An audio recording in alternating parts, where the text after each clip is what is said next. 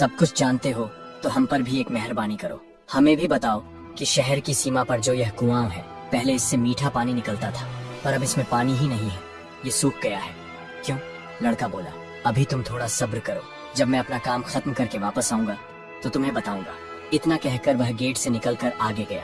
काफी चलने के बाद वह दूसरे शहर के बड़े से गेट पर पहुंचा तो वहां पर भी एक हथियारबंद सिपाही पहरा दे रहा था। उस सिपाही ने भी लड़के से सवाल पूछा, क्या तुम कुछ समझते और जानते भी हो? लड़का बोला, मैं सब जानता हूँ। सिपाही बोला, चलो फिर ये बताओ कि इस शहर की सीमा पर जो सेब का पेड़ लगा है, उसमें पहले सोने के सेब लगते थे, पर अब यह पूरी तरह सूख गया है, अब इसमें पत्तियां भी नहीं लगती। ऐसा क्यों? लड़का बोला, थोड़ा इंतजार करो, अपना काम पूरा करके आने पर मैं इसका जवाब तुम्हें बताऊंगा। इतना कहकर वह आगे चल दिया और चलते चलते तीसरे शहर की सीमा पर पहुंचा तो वहां पर एक बड़ी सी नदी थी जिसमें एक छोटी सी नाव थी और एक नाविक उस पर बैठा था। नाविक ने उससे पूछा, तुम यहाँ क्यों आए हो और यहाँ के बारे में क्या समझते जानते हो? लड़का बोला, मैं सब कुछ जानता हूँ। नाविक बोला, अगर तुम सब कुछ समझते और जानते हो तो कृपा करके मुझे बताओ कि आने जाने के इस काम से मुझे छुटकारा कैसे मिलेगा? लड़का बोला, इस सवाल का जवाब मेरे वापस आने पर तुम्हें जरूर मिलेगा, पर पहले तुम मुझे नदी पार करवाओ। नाविक ने उसे अपनी नाव पर बैठाकर दूसरे किनारे पर छोड़ दिया।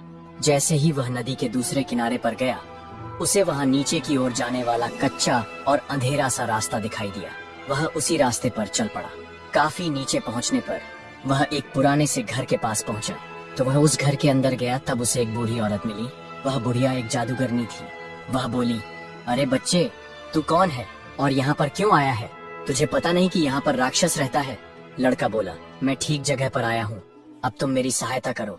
मुझे राक्षस के सिर के 3 सोने के बाल चाहिए, नहीं तो मुझे मेरी पत्नी कभी वापस नहीं मिलेगी। बूढ़ी जादूगरनी को उस लड़के पर तरस आ गया। बूढ़ी औरत बोली, बेटा, ये तो तेरी बहुत बड़ी मांग है, इसे पूरा करना इतना आसान नहीं है। राक्षस घर वापस आने ही वाला है, वह तुझे देखेगा तो कच्चा ही चबा जाएगा, इसलिए मुझे ही तेरी रक्षा करनी पड़ेगी। उस बूढ़ी जादूगरनी ने उसे अपने जादू से एक मक्खी बना दिया। लड़का बोला, बूढ़ी माँ, मुझे आपसे 3 सवालों के जवाब भी पूछने हैं। पहला सवाल है, एक कुआं जिसमें पहले शरबत की तरह मीठा पानी निकलता था, आजकल क्यों सूख गया है? दूसरा सवाल है कि एक सेब का पेड़ जिस पर पहले सोने के सेब लगते थे, अब उस पर पत्ते भी नहीं लगते, वह पेड़ क्यों सूख गया है? तीसरा सवाल है कि एक नाविक को क्यों हमेशा इधर से उधर जाना पड़ता है, उसे इससे छुटकारा क्यों नहीं मिलता? बूढ़ी जादूगरनी बोली, ये तीनों बड़े कठिन सवाल हैं। इन सवालों के जवाब भी हमें राक्षस से ही मिल सकते हैं, पर अब तू चुपचाप छुप जा, नहीं तो जिंदा नहीं बचेगा। थोड़ी ही देर में राक्षस घर पहुंचा। अंदर घुसते ही उसने शोर मचाना शुरू कर दिया, मुझे अपने घर में किसी मनुष्य की गंध आ रही है,